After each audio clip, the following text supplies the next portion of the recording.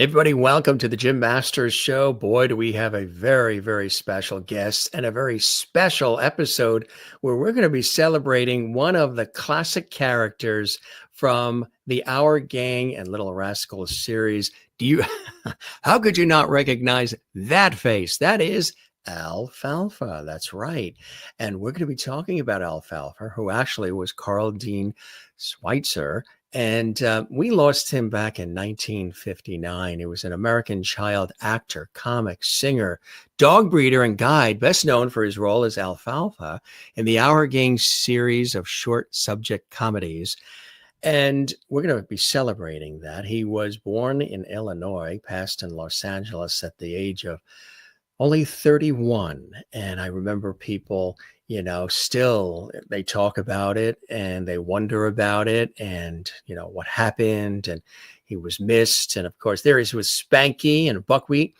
We used to see the Little Rascals, our town Little Rascals, in New York, where I'm originally from, the New York tri-state area, on WNEW Channel 5 in New York. So those of you in the New York area probably grew up watching it on Channel 5 in New York. And but it was on, around the country, if not in many countries, and a beloved series. The gentleman we have coming up here as our special guest really took a deep dive into the life of this iconic figure in American television and American history and entertainment, the one and only Alfalfa. I mean, how many times have you had your hair stick up and people will say, you look like Alfalfa? I think we've all had that. Well, we have a wonderful opportunity to dig a little bit deeper into the life of Alfalfa. And of course, the person that played Alfalfa to a T, Carl. And there's a very, very special book that we're going to be talking about. You see the name on the screen, Alfalfa, the Rascal You Knew, the character you never knew. And our very special guest, James Tehrani, is an award-winning writer, editor, and he's the author of the book. And we're going to be celebrating Alfalfa, one of the great characters of our time. And we're so excited to have an opportunity to do that. There is the book on the screen. It really is something very, very special. And I want to tell you a little bit about that book because you're going to want to get it, whether you are a TV fan and a comedy fan, you just love historical information. Alfalfa, the rascal you knew, the character you never knew. Well, do dreams come true? Do they materialize overnight like a lucky silver dollar from the Tooth Fairy? And if they do come to fruition quickly, when does elation turn into indignation and why? Back when the country was mired in the throes of the Great Depression and thousands of parents headed to Hollywood thinking their kid was one in a million, thinking a better life would be possible if they could just get their son or daughter to join a gang, not just any gang, the Our Gang, the most famous child film series of the day, perhaps of all time. While thousands tried out, few were gang material, but Carl was. And what's really amazing, and there's just a great shot of the gang, but Carl really stood out and really was fantastic in that role. Like his contemporaries, Spanky, Buckwheat, Porky, Butch, and so many others, Waldo, his on-screen nickname Alfalfa has become part of pop culture, the lexicon, for nearly a century plus, as has his famous cowlick and on-screen courtship of his gal pal, Daria. And after the gang, the career was over. He disappeared. At least that's what many would have you believe. The truth is he had more of a successful film and television career than most other kids in that series, even before Our Gang's rebirth as the Little Rascals in the 1950s. He even had a role in one of the most popular films of all time, It's a Wonderful Life. Maybe you didn't know that. He sure did. So he continued. We lost him early, but he did continue beyond Our Gang and the Little Rascals. For the first time, Carl's true story comes to life through extensive research, interviews conducted with people who knew him personally, with never before revealed information about his life and his untimely demise It's the biography of Carl Alfalfa Switzer that generations of Little Rascals fans have been waiting for. This is the tale of the rascal you knew and the character you never knew. And our special guest who penned the amazing book is right here coming to us from the greater Chicago, Illinois area. James Tehrani, welcome to the show. Thank you so much for having me, Jim. I'm really excited to talk about Alfalfa. The pleasure is all mine. Did you ever have, I wouldn't say now with the shorter crew cut you have, but when the hair maybe is a little fuller, did you ever have times where the hair stuck up and they said, you look like Alfalfa? No, not personally. A couple of times I did because my hair's always been fuller. And if the wind blows and you get that one sort of cowlick that pops up. I did have a mullet in high school, but let's not talk about that. You did the mullet bit, huh? That's going to be his next book. He's going to take a look at the history of mullets. You'll have to take a look at a lot of the 1970s TV shows for that too, as well. Yeah. Great to have you with us from Chicagoland. What was it about Alfalfa specifically that sort of intrigued you, James, that you wanted to really dig in deep and get extensive research going and these incredible interviews and gather this information? Were you always curious about his life and what happened to him, you know, before, during, and after Our Gang and the Little Rascals? What was it about it that intrigued you? Well, you know, growing up in the 1980s, just like you and many other kids, we watched Our Gang, the Little Rascals on television after school. And I always loved the series as a kid. And then after I went to college, I really didn't think about it much. But I was working for a television magazine in the late 90s, and I got a press release about an E! Entertainment television special about Alfalfa. And I was reading it and I was like, really? I had no idea about any of this stuff. So I reached out to them and had them send me a copy. Back then it was on VHS tape and I watched it. And I said to myself, I'd like to learn more because this is crazy stuff. And I went to the library and I couldn't find a book on him. And I was pretty surprised. So I said to myself, maybe one day I'll write that book. And of course, you have kids and you have a full-time job and you put things off. So about 5 years ago, my wife said to me, why don't you write a biography? Because you love biographies and you're a writer. And I kind of thought back. I'm like, I wonder if anybody's done an Alfalfa book yet. And lo and behold, no one had. Although I found out there's many who've tried, or several who've tried, I should say. But this is the first in-depth portrait of his life. What was the process like gathering the information? Because for a lot of people, and I remember the conversation too, even, you know, several years ago, people were like, oh, did you know that Alfalfa passed, you know, in his early 30s?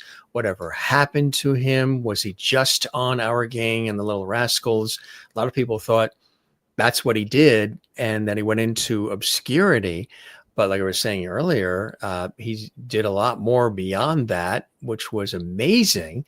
But people still were always curious about, you know, what happened to him afterwards. Matter of fact, it seems like people have this curiosity about all of the characters, Spanky, Buckwheat, all of them, what came of them, because they're sort of frozen in time as kids in, you know, the Our Gang. There they are. When we think of these folks who, you know, grow up to be adults, we think of them sort of frozen in time, right there forever.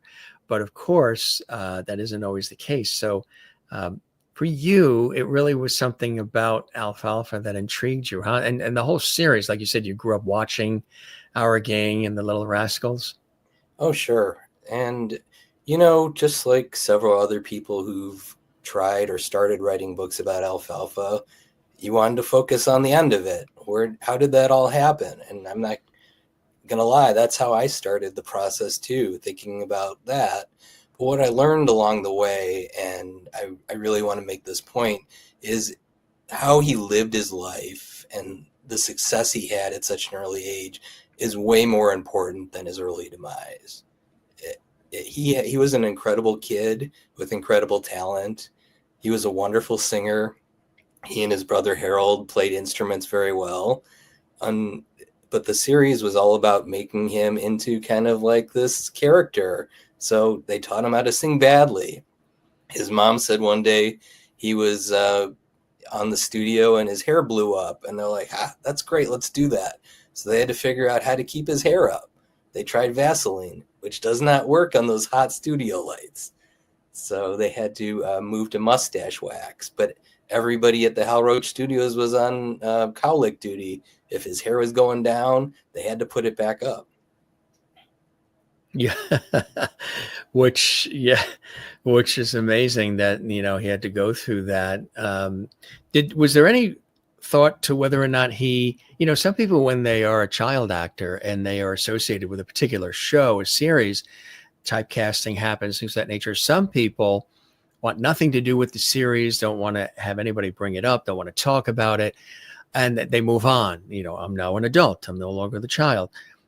Do you know if he embraced that role and the exposure it gave him as Alfalfa? And was it something that in his short life he sort of went with and was okay with, comfortable with, or did he rebel against the whole Alfalfa thing later on in his life? I don't think he rebelled against it, but it was bittersweet too, because you got to remember in the 1930s when they were making these short films, there was no television. So, and if you got in the Our Gang series, it was a big deal and you were making very good money for the time, but nobody thought about residuals, and nobody thought that one day that these kids would be famous again going on television in the 1950s. So I think really for all of the kids, watching themselves on TV might have been a treat, but also they had to realize that they weren't making any money off of this anymore, even though a lot of the studio heads were. And so I can't say that he was bitter towards his character at all, but it was bittersweet that he wasn't able to cash in. And at one point there was an agent who tried to round up the gang and find a way to get them kind of sponsorship deals, but that fell apart, probably because all of the contracts and the complications on who owned what in the series. True, right, exactly. Really an iconic figure for sure, as all of them were, and one of the most heartwarming and endearing series that ended up, of course, on television. He was born in Paris, Illinois in 1927, the youngest of four children, right? Yeah, well, his oldest brother died at birth, so he was never named. But he had an older brother, Harold, who was a background player in the Our Gang series and obviously later Little Rascals. He only had a couple lines in the whole series. And then he had an older sister as well. And his story really is fascinating. He was named Carl Dean after a member of the family and many relatives on his grandmother's side. Yeah, well, Dean was actually not his real middle name. On his birth certificate, it's just Carl Switzer. So Dean was added later on, and my guess is he was probably named after a relative with the Dean, but it wasn't an official middle name. He was just Carl Switzer. So when in 1934, the Depression's going on and everything is, pretty much destitute in many ways, the family went to California to visit family. And while sightseeing, they went to the Hal Roach Studios, and following a public tour, 8-year-old Harold and 6-year-old Carl entered the Hal Roach Studios, and which was open to the public, the cafeteria. The Our Gang Cafe began sort of an impromptu performance in front of everybody. Well, that's this story that's kind of been bantered around for generations now. Whether or not it's true or partially true, I'm not sure. My guess is, so what I found out during my research is they actually made a pit stop on the way to California in the Phoenix area, and they met with some directors and some people in Hollywood. So at the very minimum, I think the Hal Roach Studios was tipped off that they were coming, even though it's never really been discussed, because it's just this whole great story that these two kids from Illinois, a small town, come into the studio and they go into the Our Gang Cafe, and they put on a show at lunchtime, and everybody's all excited. But Carl himself would later say that it wasn't the performance that caught the attention of the Hal Roach Studios. It was how much he ate. He was so hungry from the long journey that he just packed the food away. So that's another part of the story that's really never been told, is that it was more probably about eating than performing. Wow, that's amazing. By the end of 37, Alfalfa had surpassed the series' nominal star George Spanky McFarlane in popularity, which was amazing. And the boys themselves, they got along.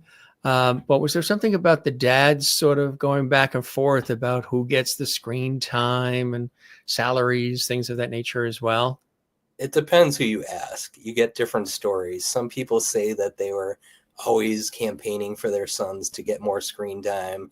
Some people say that I didn't see that at all. So I think it's probably a little bit in the middle. There is probably a little campaigning, but I think it's been blown out of proportion a bit.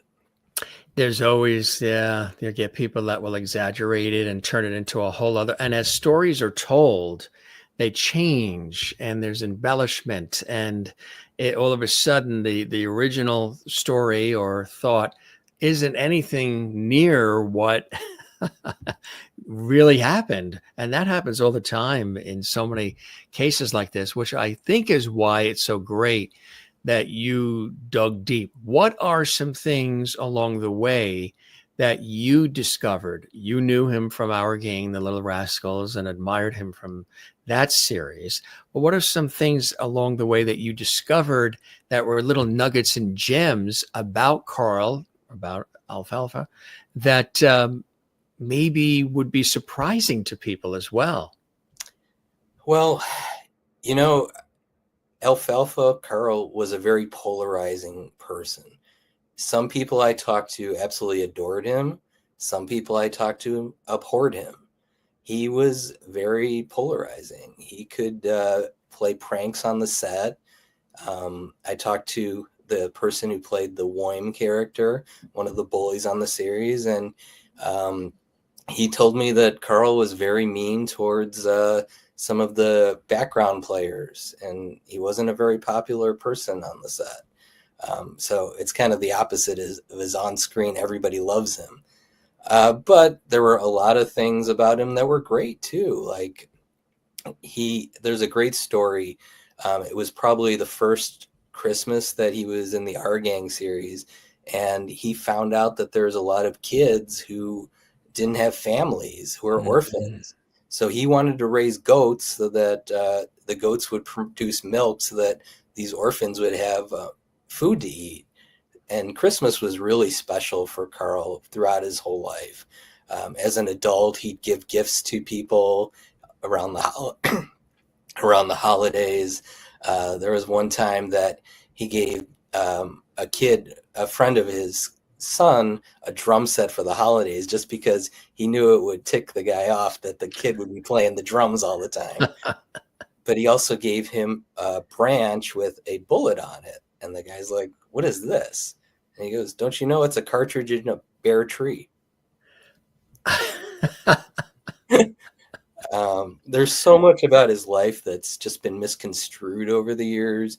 What And would be a few things that, other than what we've talked about already with some of the stories, that even maybe you thought were true until you did your extensive and exhaustive research and you said, maybe that actually isn't what happened at all? What are some things that surprised you, James, about Alfalfa, the character, but also Carl, the man? Well, I want to start with the Our Gang series itself, because I think that's an interesting place. The story goes, and Hal Roach told the story year after year, and he was a great storyteller. So he told this story about how the Our Gang series started. He was in his office one day and he swung around and he looked out the window and he saw these kids playing with, arguing over sticks.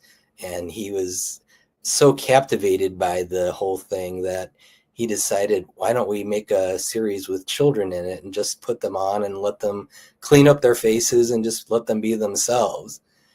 The real story behind it is there's we're not even sure how it really started.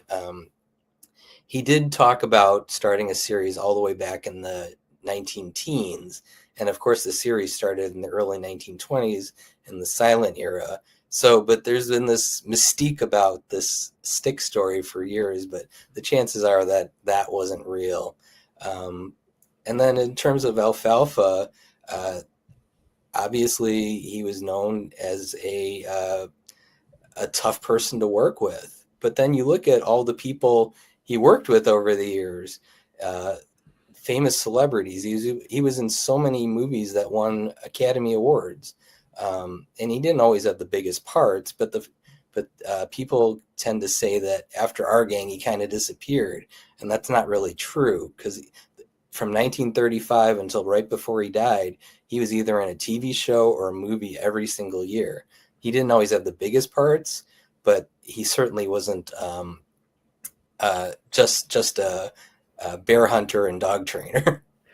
It's true. He did go on. And again, this may be a treat for people to realize. And this is information that, you were able to deduce through your exhaustive research. His first role after leaving the series was as a Boy Scout in Love You Again in 1940, starring William Powell and Myrna Loy, and then co-starred in the 1941 comedy Regular Fellers. And then the next year, that supporting role in Miss Wiggs of the Cabbage Patch, and he continued to appear in films and various supporting roles, including Johnny Doughboy, 1942, The Human Comedy, 1943, Going My Way, 1945, The Great Mike, 1944. And as you mentioned, small parts in both the 1946 beautiful classic Christmas film, It's a Wonderful Life, as Donna Reed's date at a high school dance, and then again in the 1948 film On Our Merry Way. That's incredible when you think about that. I forgot he had anything to do with, It's a Wonderful Life and some of these other things. Yeah, I knew when I started writing the book that he was in It's a Wonderful Life, but obviously the first couple times I saw the film, I didn't realize that it was Alfalfa. To me, he looked a little different. He was kind of in his teenage gangly period. But people who knew him said that was Alfalfa. They knew exactly right away. I talked to somebody who had some small parts in the Our Gang series and also was one of the background dancers in the big pool scene. So yeah, he's dancing with Donna Reed. They're having a great time. Then Jimmy Stewart kind of comes up and says, come dance with me. And then he's like taken aback at first, and then he realizes he's been insulted, and he does that great Alfalfa take. I mean, one great thing about Alfalfa's acting is you could always tell what he was thinking just by looking at his face. It just came out, whatever he was doing. You could tell if he was upset. You could tell if he was happy. You could tell if he was confused. There was no way to misconstrue what he was thinking. So that's kind of his natural talent, just being able to shift the eyes or whatever it was. So, and then he's obviously in the scene where he gets his revenge. He opens up the pool, and then obviously they fall into the pool, but it becomes a big pool party. And then he goes with his friend and goes, what the heck, let's jump in too. So it was all about nostalgia. That film is all nostalgia, and Alfalfa and the former Our Gang character just fit right in with that.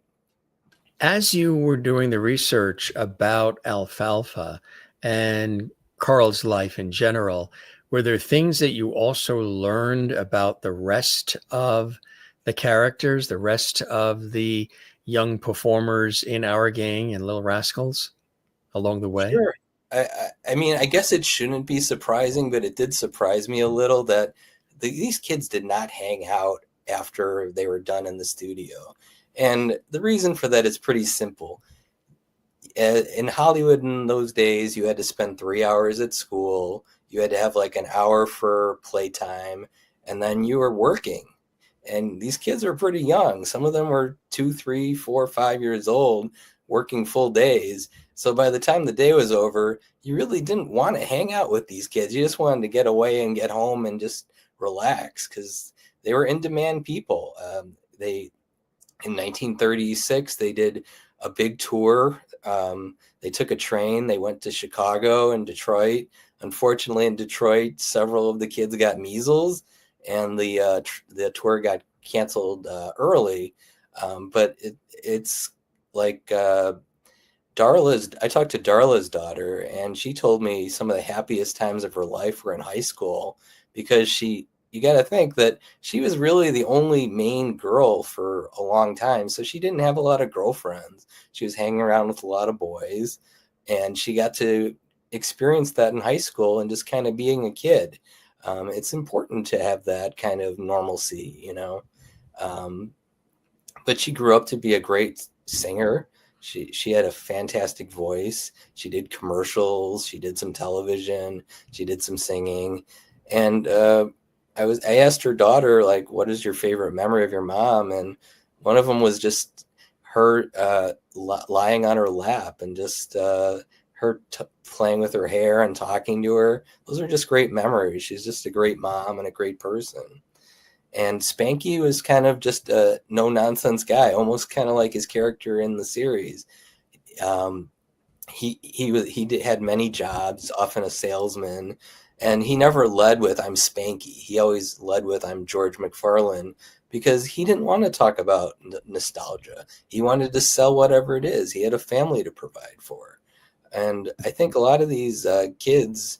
I mean, when you think about it, of all the people who were in the series, Alfalfa was one of the most successful in terms of um, uh, movie career or television career. I mean, Jackie Cooper obviously and Robert Blake are probably bigger overall stars, but Alfalfa's right up there in the top 3 or 4 for sure. You know, and it's amazing because sometimes there's been people who've done their updated versions of Alfalfa later on. And then, of course, there's that famous Eddie Murphy skit on Saturday Night Live when he did Buckwheat. So it's amazing how people go back to the original Our Gang and Little Rascals and still reference these characters, these beloved characters that are now in our hearts and minds forever. And they do it in various ways, shapes, and forms. It's kind of interesting, huh? Oh, for sure. I mean, the series started a little over 100 years ago, and people are still.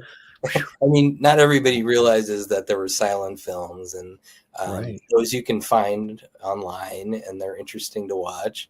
It's but they knew from early on that these kids grow up. You have maybe a 5-year window. Spanky had a little longer just because of his short stature and popularity. But like Alfalfa, even by year 2, was starting to grow and tower over the other kids.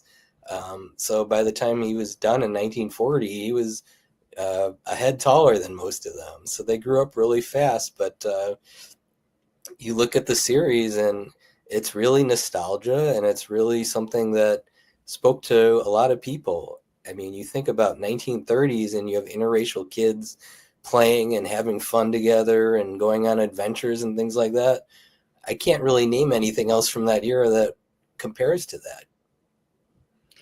You know, it's very, very true. And it came at a time when people needed to have some joy and some humor and some innocence in their lives because it was a, difficult time with the depression. There wasn't a lot of money and people were downtrodden. And to have this, created and then have it continue all these years, it's really amazing.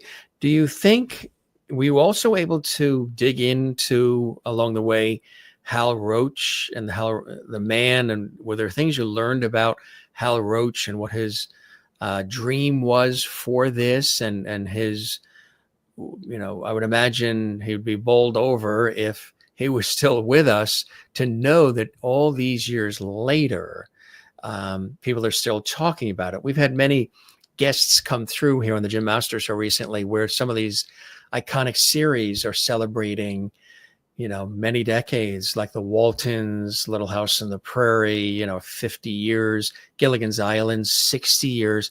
You're talking about over 100 with this series. I would imagine Hal would be kind of tickled by the fact that 100 years later, people are still referencing the series, the characters, and all of Well, I think it speaks to the Hal Roach Studios in general. They don't call it the Lot of Fun for nothing. It was a fun place. I mean, the Our Gang kids used to hang out with Laurel and Hardy. There's a famous story about how Stan Laurel gave his hat to Stymie, and that became Stymie's hat in the series. You look at it, you look at the movies now, and you're like, oh yeah, that's Stan Laurel's hat. But back then, obviously, you wouldn't think about things like that. But there was so many great comedians. I mean, the Charlie Chases of the world. And so many others. So they really there was like a family atmosphere. And when the Our Gang series was sold to MGM in 1938, they kind of lost that nostalgia feel. They kind of lost that family feel. And it became more kind of messagey and kind of preachy. And really, do kids want to watch preachy things, or do they want to see kids having fun and having crazy gadgets that everybody would want to play with? So it kind of, there was a simple formula: just let the kids be. Like Hal Roach would say that a lot of times the kids would come up with funnier lines than the writers because it was natural for them, or maybe there was a malapropism or something like that. It was just a really fun thing because you could relate to it. And I think Hal Roach was a big part of that. He just let the kids be kids, and more power to him, because 100 years later, we're still talking about it. Wasn't it the legendary Art Linkletter that said kids will say the darndest things? I mean, it's true. There's a lot of quick, funny things. And if you just let the kids, be kids, you'll get some gems, from them, and it won't seem forced. It won't seem like it's all heavily scripted. We had a wonderful friend of our show, Ann Serling, on, daughter of Rod Serling. She's been with us a couple of times. She was just with us a couple of nights ago. And one of the things I asked her, and I'm a huge fan of that series too, I said, Ann, there's been so many iterations of, because he did, of course, Night Gallery and many other things, but with the Twilight Zone, how do you feel about the original and then all the iterations, the colorized versions, the movies, everything else that's come thereafter, other TV series? How do you feel about that? For me, the original, the black and white, with the music of the time, the character actors of the time, many of whom you've seen later on in other shows and movies and commercials, and just the camera angles, and of course Rod being a part of it. There was just a time period that was captured. And again, the black and white texturing, shadowing, lighting was perfect to enhance the feeling. The music that was used, the way it was used.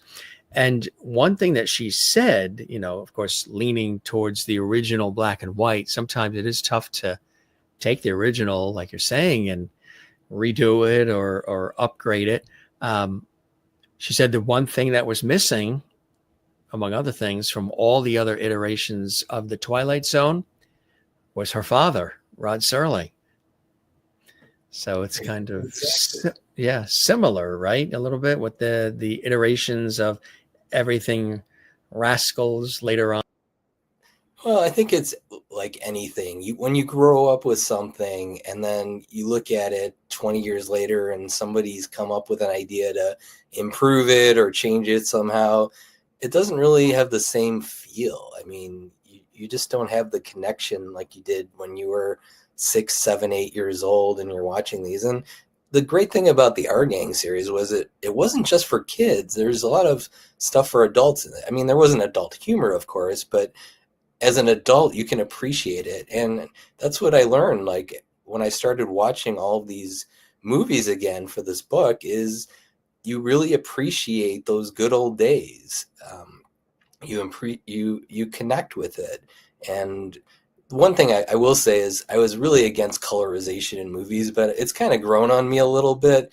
Like I've seen things from like the late 1890s that are colorized and things like that. And it's like, that's kind of cool, actually. So the technology's made it a little better, but I still kind of gravitate towards those old films and the Laurel and Hardys, the Charlie Chaplins, and of course the Buster Keatons. Sherlock Jr. is one of my favorite films of all time. Mm-hmm. We had a couple of the folks that are involved in the I Love Lucy series.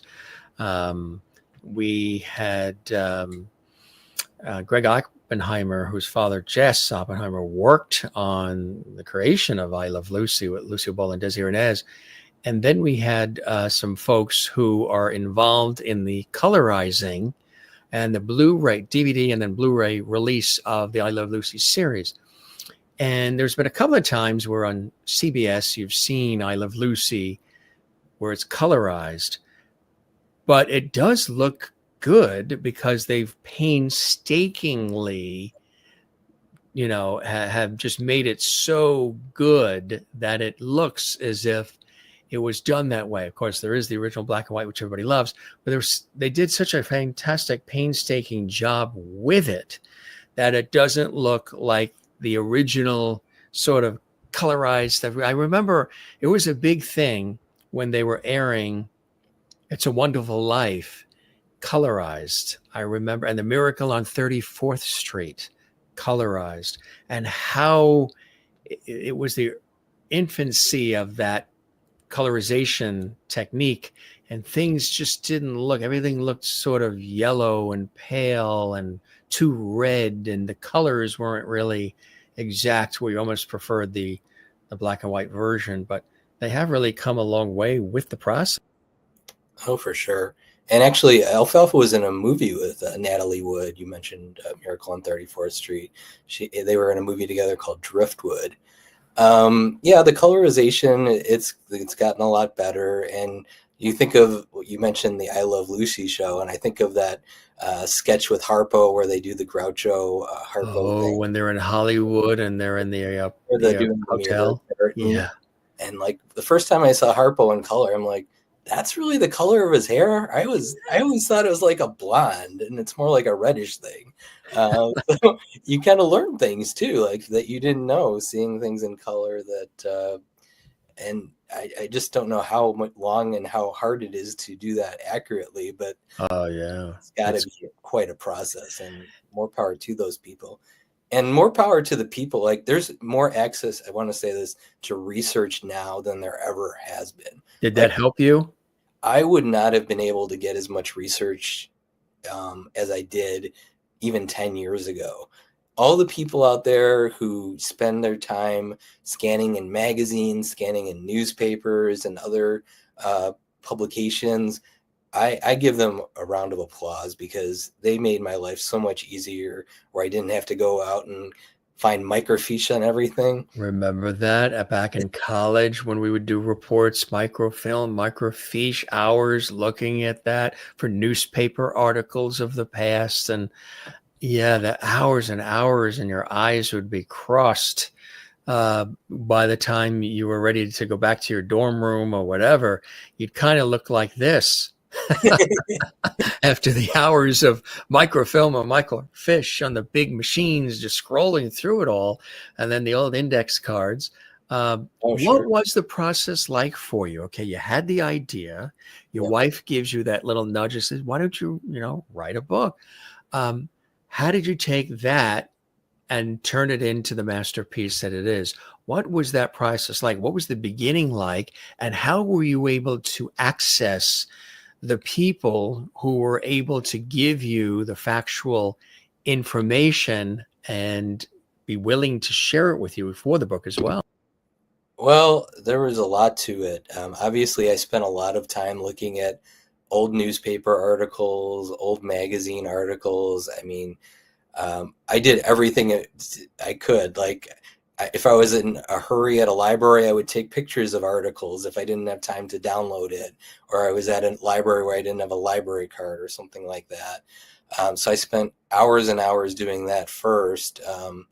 And then I started reaching out to sources. Bob Satterfield was a big help to me. He's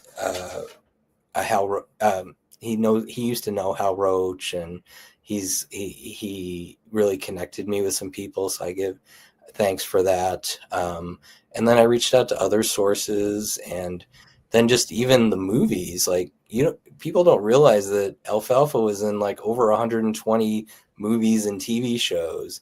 And some of them are very, very, very, very hard to find, like that Mrs. Wiggs and the Cabbage Patch that you mentioned, which is an awful movie. And that's probably why you can't find it. There's always a few, right? There's a few that you're like, what were they What were thinking? they thinking with that one, right? Yeah, I mean, one of the kids is dying and they're going to the theater? What is that all about? It doesn't make sense to me. That doesn't make any, right? So it was hours of that, and then tracking down any book I could find related to our gang, Little Rascals, and going on eBay and buying old books and going to libraries and having them try and locate books and articles for me. It was a huge undertaking, and the great thing about it was I did it on my time. You did it on your time, right? Like, I didn't want to find a publisher right away because I wanted to take the time to do it right and get as much as I could. And then it kind of was kismet that I kind of connected with Bear Manor Media, and Ben. He really just liked the project. Ben Omar Helped you along to sort of, said, let's do this. And give you the guidance to get it published and get it out there, right? And that's the scary moment when you actually have a deadline. When you have a deadline. I actually have to finish this. You have to finish this because they need to get it out there to the public. Exactly. I have a good story before we move on. Yeah. About it was right after COVID. I went to my local library. There was a writers group, and there was about 10, 12 of us in a circle, and we're all talking about our projects. And there was one man, he must have been in his early 80s, and he said, I've been working on this book for 20 years now, and I'm finally satisfied with the first 4 chapters. And I told my wife this, and I said, see, I'm not taking a long time. 20 years, finally satisfied with the first 4 chapters. When did you know that you were satisfied with the last sentence and the last period on the last sentence, to where, and maybe there were some rewrites and what have you and tweaking along the way, but when you said, I'm good, it's done, I can let it go and flourish and fly out there amongst the public, when did you know that was, did you know it, or did other people tell you, this is good, you're done? What was that like? Like, even now, I think about things I could have done differently. I'm always picking my own work apart and saying I could have done this better, that better. Creatives tend to do that. I know. I'm right there with you. It's kind of hard to say it's done because you're always like, oh, this could make this a little better, or this could make it a little better, or why did you do that? And I mean, at some point, you just have to say to yourself, I'm really proud of what I've accomplished. This was something I've always wanted to do. I've done it. I've done something that no one else has done because no one's written a book about Alfalfa before. Oh, and really? Yeah. If there's more information, I hope it comes out. I hope somebody else finds more information about, like, the police report. We've never seen it. We don't know what's in it. I was able to get, like, the coroner's jury testimony, but I was not able to get the police report, and I don't know if we'll ever be able to get it out. He's interred at the Hollywood Forever Cemetery in Hollywood, California, passed in 1959. There's always been sort of this mystery as far as his passing, and people have always wondered about it. And it's an interesting thing for people that aren't familiar with that story or these stories. Maybe share a little bit of that with the audience. Well, the story that's been passed down from generation to generation was, it was an argument over a dog. Basically, Alfalfa was a bear hunter, but he was also a dog trainer. He would train dogs for hunting, train hunting dogs. So a friend or partner of his, depending on who you believe, Bud Stilts, gave Alfalfa a dog to train. And the story is that the dog ran away, and Alfalfa and Bud Stultz got mad at Alfalfa and said, "You got to get my dog back." So he put a $35 reward in the newspaper, and then miraculously a day or two later, somebody found the dog, brought it back. He bought the guy $15 worth of drink. He was also a bartender at the bar he was working at. I can't tell you how many hours trying to track down this classified ad in old California newspapers, and I couldn't find it. So whether that story happened or is partially true, I'm not sure. I think there was a lot more to it than that. But the night of January 21st, 1959, Alfalfa was out drinking with one of his friends. They had a steak dinner. And then during the course of dinner, he decided that Bud Stultz should pay him the $50 he owed him. So they went to the house. Alfalfa knocked on the door, said Western Union. And originally they weren't going to let him in. And he said, well, I'm going to break the door down if you don't. So they let him in, and he went straight to Bud Stultz. There was a huge fight. And then eventually Alfalfa's friend joined in the melee. So what everybody needs to know is there were 7 people in the house that day. The only 2 people who saw everything were Alfalfa and Bud Stultz. 3 of the people in the house were adolescents, kids. So there are radically different stories about what happened depending on who you asked. But eventually it was found out that Alfalfa was shot and killed in self-defense. That was the coroner's jury ruling. The prosecutor could have still brought the case to trial, but as I learned talking to lawyers, it would have been a very high bar to prove beyond a reasonable doubt, and prosecutors like to win cases. Right, exactly. Yeah. But over the years, there's been lots of theories about what happened. There's been people who said he's murdered. Yep, you've heard that. Yep. You've heard stories about him, about Spanky, about Buckwheat, about a lot of them in this series. Yeah, and there was a lot of imposters too. You go through the old papers and you find how many people were duped by people saying they were Spanky or they were Buckwheat, and you're like, it's not that hard to fact check this. Exactly. Right. There were a lot of imposters, and there's a lot of stories about Alfalfa. Like, even as a kid, there's stories that he had hurt Spanky and he had hurt Darla. And I talked to their relatives, and they'd never heard those stories. So I can't say definitively that they weren't true, but it's hard to believe that no one would have said something at the time, and that their families know the stories, because they're pretty bad pranks that hurt them, according to some people. And I just couldn't confirm it, and I don't think it really happened. Do you think over the years, whether he was a child or a little bit later in his teens, 20s, early 30s up to 31, do you think he was a happy soul?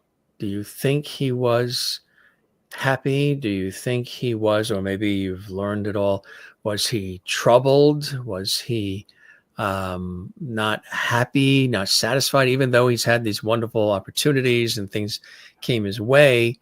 Do you think overall he was a happy person, or were there some inner demons, which a lot of times can happen just being a child star, just being in Hollywood and the demands and, the changes in your own life can bring on a lot of stress? I think going to Hollywood, he was elated. I think getting into the Our Gang series, you look at his face and his brother's face in that first movie, Beginner's Luck, and they're just beaming. They're just glowing because they're so excited to be there.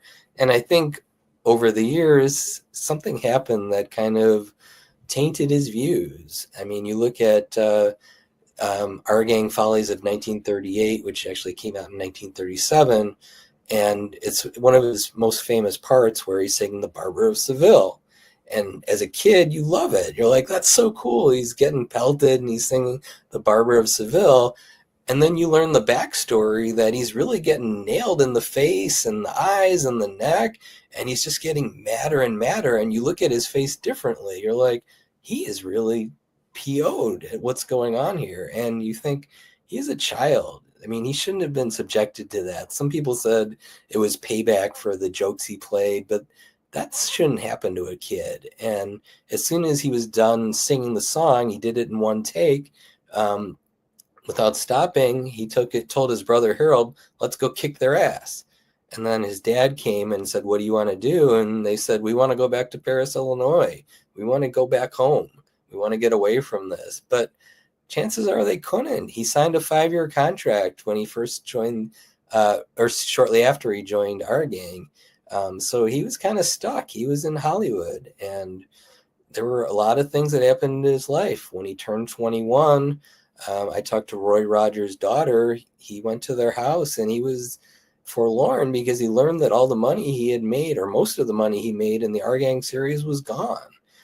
And remember, the Jackie Coogan laws didn't really start until the late 30s. So the money was gone. I don't think his parents were extravagant spenders, but I think they were supporting a lot of family members. You got to remember, Paris, Illinois, when the 1930 census came out, they were living in a house paying $4 a month in rent. So they were not well off at all. They were very poor people, and they took a big risk to go to Hollywood because there were no guarantees, but they had a son that was just that talented. And I mean, you look at him and you're like, how could that kid not be famous? How could that kid not make it? The Masked Marvel, made it in Hollywood and made a career, and he's still talked about to this day. And that's why he is the rascal you knew, but the character you never knew. It really is something. It's quite amazing. Would you say that just from the descriptions of some of these stories, he was a cute kid, a little mischievous, but cute on the series? Was he, did he grow up to be, or was he a tougher kid along the way, and teen and 20-year-old and early 30? Was he just of a tougher? I think he got into some trouble at some points, but I wouldn't say he's a tougher guy. I think he was just the kind of guy that you wanted to hang around with if you wanted to have fun, because he was kind of like an impulsive guy. When he would think about things, he would do it, and he would do things that no one else would really do. There's the great story about when he was filming Track of the Cat, and he decided one day there were these raccoons living under the cabins where they were staying. So he was going to lure one of these raccoons out with a candy bar, and the raccoon wasn't really coming. So he kind of grabbed it. He really knew how to work with animals, but this was kind of one of those, what were you thinking? So they put the animal in the car and they drove to Robert Mitchum's cabin, and they put the raccoon in there with him. So Robert Mitchum, and I think his stunt double was in there as well. The stunt double runs out, and Robert Mitchum's kind of stuck in there with this raccoon that's not very happy because he was taken from his home. But those are the kinds of things he did. And also on that set, he played a 100-year-old American Indian character. So it was a lot different than anything he'd ever done in the past. So what he would do, it would take 3 hours for him to get his makeup put on every day.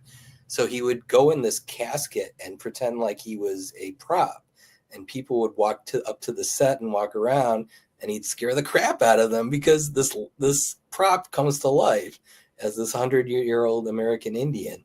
So he was always playing jokes. He was always, and sometimes he overstepped. Like even Roy Rogers, who loved Alfalfa and treated him like a son. He played jokes on him too that weren't nice.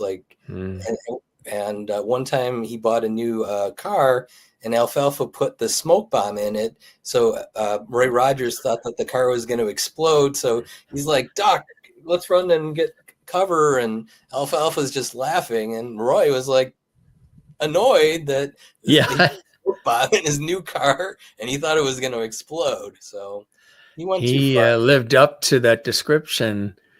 Rascal. He's a rascal. He's mischievous. But like I said, he also had a good side where he cared about his friends. Amazing the amount of things he was in. Alias the Champ and Big Town Scandal, and This Is My Love, The High and Mighty. We mentioned White Christmas, The Ten Commandments, Between Heaven and Hell, Motorcycle Gang, The Defiant Ones, 6 episodes of The Roy Rogers Show, The George Burns and Gracie Allen Show, Lux Video Theater, science fiction theater as well.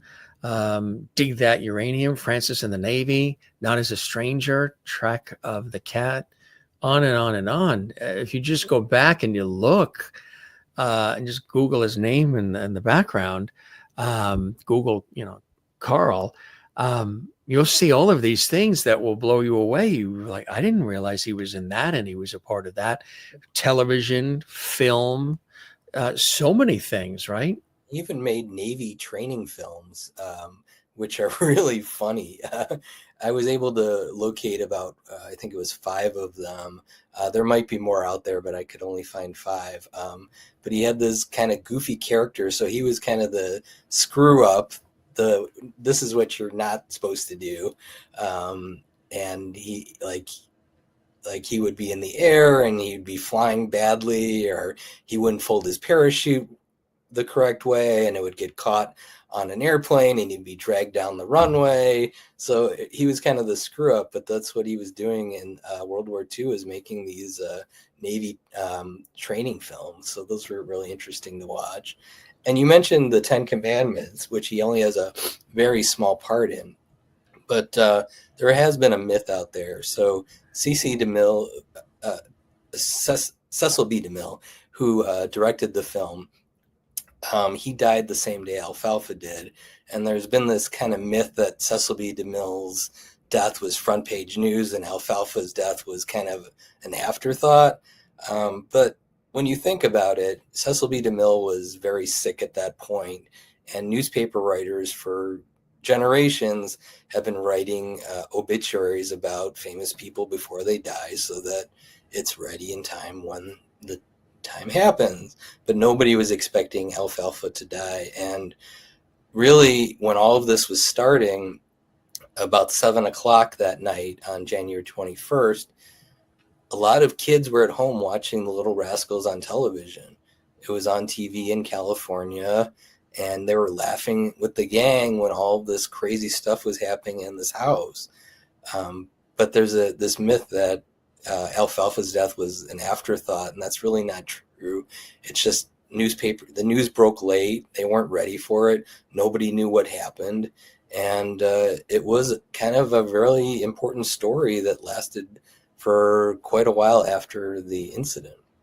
It's kind of similar. It reminds me of that story that you just shared of when Princess Diana died, and the coverage for Princess Diana was extraordinary, not only here in the United States and Canada, but of course in the UK and around the world.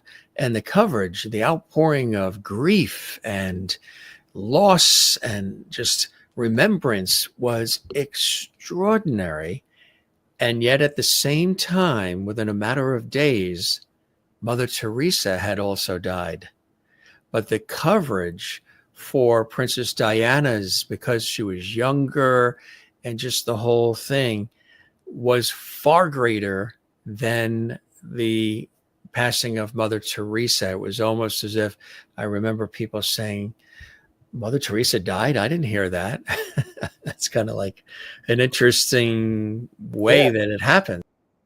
There was one article that was written by a film critic, and it was so awful. It was talking about how Cecil B. DeMille died on the cusp of his greatest triumph. And Alfalfa was a has-been who hadn't done anything in years, it just wasn't true, and it wasn't necessary. Why put the kid down? Why don't you look at his life and think, this kid really went places, and he supported his family. He became loved by millions of people. He did a lot of great things. So it really kind of irked me to read this stuff. Just because he wasn't Cecil B. DeMille famous, he still was a famous actor, and he was well loved by his fans and still is. There's a whole community on Facebook, Echo in the Valley, and others that talk about him endearingly. How about you? How did it change your thought of him, your vision of him, having seen him on television, growing up with him on television and seeing that character, that persona as Alfalfa, and then maybe other things you might have seen him in. And then you took this deep dive with the extensive research. How did it give you a deeper appreciation of who he was, not only as Alfalfa on the Our Gang Little Rascals series, but who Carl was, the person, the man? Alfalfa was not a perfect human being. I'm not going to sugarcoat that. He did some things that were bad. He got into a bar fight in California and wound up kicking a cop after an episode of drinking. That's not good. He cut down Christmas trees shortly before his death. He said he was going to give them to family and friends, but chances are he just needed some money. That's not good. He was not a perfect human being, but he was a human being who cared about his family a lot. And that clearly, I mean, you see how devastated the family was after he died. It broke them. It really did. His dad only lived about a year after Alfalfa passed, and his brother, Harold, was in his own tragic situation about 8 years later. And really, it was just such a horrible feeling, like somebody who they cared about so deeply, even though there was that situation with the money, he loved his family. And he was not a perfect human being, but he was a human being that did some amazing things. And I think that's what really should be the focus when you talk about Alfalfa, and not the last 30 minutes of his life. Exactly. And even the fact that we refer to Carl as Alfalfa, it's just it's Yeah, part of it's part of our speech pattern. It's part of the way it's sort of ingrained in us. Did they say? I forgot I read something where the Alfalfa name came from for that character. so the obvious answer is that he was kind of a hayseed character. And you got to remember, back in the days of vaudeville and early Hollywood, where stereotypes about different ethnicities, different rural situations, and obviously with African Americans, that these stereotypes were played up. So the obvious answer is Alfalfa came because he came from a rural setting. And actually, there is a story that Alfalfa was not the original name. I think it was going to be Hayseed, but Spanky liked Alfalfa better. But the real story is it's probably he was named after a Will Rogers character called Alfalfa Doolittle. They did a series of a few films in the Hal Roach Studios, actually, in the 1920s. So I think that's part of it. There was also a politician named Alfalfa at that time, Alfalfa Bill, who was kind of a rural guy who ran actually for president one time. So that could have played into it. So there's a lot of possibilities there, but it's basically based on the Will Rogers character and his rural roots. I would imagine too. Now, when you watch the series, you're watching it from a different view, a different perspective, a different eye, a different, deeper appreciation. Yeah, and I'll give you a little scoop. So everybody who knew Alfalfa called him Alfie. He wasn't Alfalfa. He was Alfie. And originally, when I was doing an interview for the book, somebody said, "That's just Alfie," and that was actually my original title of the book. That's just Alfie, because that kind of sums it up.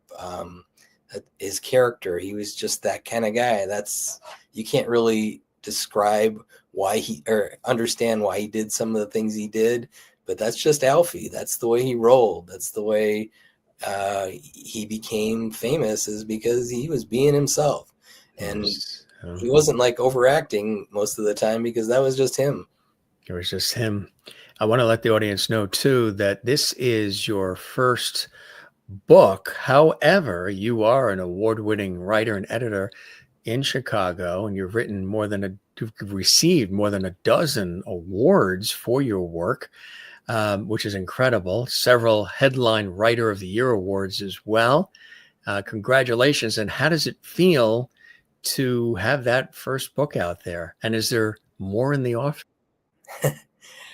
I'm sure there's going to be more in the offing, but I don't know what that is at the moment. I need a story that really grabs me, like Alfalfa, and I haven't found that story yet, but I figure one day I will. But you know what? Holding your own book for the first time is not as great as holding your child for the first time. I love my kids the most, and my wife and my dog Oreo, but being able to say I did something that most people talk about and very few people actually accomplish, it's a really gratifying, great feeling. And with such an iconic figure, character, as well as human being who played the character, that has been in the universe and the galaxy for well over 100 years and counting, and doing a definitive look in the way that you did in a very touching way, in a very heart-centric way too. I know that when you're writing about people like this who have their fans, have folks who love and know everything about them, there's a certain way, a certain treatment you want to give it, to pay it, do it in a respectful way, to do it in a way that brings everything to light, that's factual, maybe even humorous, but at the same time treats and respects and honors the individual you're writing about. Yeah, so I'll tell you a story. So it was December 31st of 2019, and I was in California. And I was with my family, and we were going to go to Hollywood Studios that day, but I still had work, and I had just started researching the book a few months before that. And my family went ahead, but my sister-in-law and my nephew stayed back because my nephew wasn't feeling that great. So I asked her, would you mind if I take an hour to go to Hollywood Forever Cemetery and pay my respects to Alfalfa? And it was a end of the year. There weren't a lot of people there, and I go through the gates, and I'm like, what am I doing here? So I went to the security and I said, can someone help me find this? And they said, go to the flower shop. So I went to the flower shop, and the lady, and I said, do you know where Carl Switzer is? And she immediately knew Alfalfa. And why I said Carl Switzer, I don't know. I was just it was a weird feeling. So I'm not great at directions, so I got lost a couple times trying to find it. But then I got there, and I'm like, what am I doing here? What am I trying to accomplish? And I wound up just having a conversation with him. I mean, just a personal conversation, explaining who I was and what I was trying to do. And I was not trying to smear his legacy. I was trying to tell the story as accurately as possible. And to me, that was just some kind of release to say that I'm going to be as objective as possible. I'm not here to defend him, his bad decisions. I'm not here to champion the bad press and information out there. I'm here to tell a story accurately. And that's really rewarding. It really is, and fulfilling. And again, if you're looking for a really good book on Alfalfa, the Rascal You Knew, the character you never knew, and Carl Switzer himself, with or without the dean in the middle. This guy took the time and put it together in a really incredible way, in a very definitive way. How long did it take you to actually start it and then complete it? How long was that process? 3? About 5 years. 5 years. 5 years. Wow. That's somebody who, yeah. Guy by 15 years. Wow. Yeah. Right. It's well, you took the time and to contact the people. It was amazing, and to be able to get response and even find descendants, because sometimes that's one of the hardest things too, is to even find descendants, because sometimes they're gone. There's nobody left. There's nobody that can really tell you the stories and the So stories behind the I was stories. actually able to find someone who visited the Hal Roach Studios as a child in the 1930s from a newspaper article. I just randomly went to look through phone books and online, and I found this guy in Ohio. And when I interviewed him, I believe he was 95 years old. And it was the most amazing interview just because he was so excited. Like, his memory wasn't great of the time, but his hearing was bad, so his wife was helping him, and they'd been married almost 75 years at that Oh, point. wow. And just to be able to think to myself, if I would have waited just a year or two, they're no longer with us. So there's several people who I interviewed just 5, 7, 6 years ago who are no longer with us. Mm. And I think back to like all this history and this time period, like, it's now or never for some things. You just have to get it out there, because you don't know who's going to be here tomorrow. You don't know if you're going to be here tomorrow, but it's time. It was the right time to do this, to really tackle this tough story. And I hope people really appreciate it and understand who Alfalfa is after reading the book. When I first got wind of it and saw it, I immediately said I want to have James on the show, not just because we have the same first name. I'm also James. That's a plus, but it is really one of the only, or just done in a way that's so definitive and so factual and so accurate, and with a warmth to it, in celebrating Carl and Alfalfa and the character. I said, I'd love to have you on the show, because this is such an iconic figure in so many lives, generations of people still watching our gang, or a lot of people know it's as the later generations, the Little Rascals, whatever the case may be. The figure is part of the psyche, and to have somebody that really took time to devote this 5 years to the project was something special. It was really great having you with us, James, and thanks for sharing a bit about Carl's life, Alfalfa's life, some of the backstory to it all, the series, the others that were with him, his family. It really, I know, was a labor of love for you, and to share it with us, we really appreciate it. Congratulations on the book. Thank you so much. Thank you for having me. This was wonderful. I really enjoyed it. The pleasure is all mine. And, when I say with this series, it's conversational, it's free flowing, no pre-prepared questions. We're just having a conversation. It's kind of like Johnny Carson, Dick Cavett, Mike Douglas, Merv Griffin, Regis, just a good, celebrity talk show series, not even like an interview. It's more of a conversation. And like, we're sitting at a diner with a cup of coffee and a tuna melt, just talking about this iconic figure.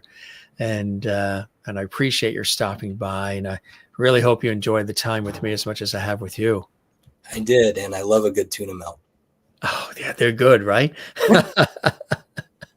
Well, really a pleasure. Spread the word about our show. Come see us again as well. Keep us posted on everything you're doing. And I recommend the book, and it's at Amazon, Barnes & Noble, all the places where books can be found, right? Exactly. It's all over the internet. So It is all over the internet. Pick it up and enjoy it. You certainly will. James, thanks for being with us, my friend. We'll keep, as I always say to the guests, we'll keep that porch light on for you. You're welcome back here at the Jim Masters Show anytime. Okay? Okay, great. Thanks, Jim.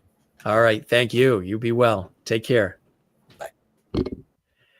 James Tehrani here on the show, and how amazing this conversation was, as we did take a deep dive into the life of somebody iconic in so many different ways, of course, as Alfalfa on the Our Gang Little Rascals series, but also getting a little bit more of an in-depth look at his life later on beyond the years of the Little Rascals and playing Alfalfa and Our Gang and with all the other iconic figures, and sort of following the progression, of his life as time went on, and reminding people of some of the other incredible projects and productions that he was in, movies and film and television and so much more.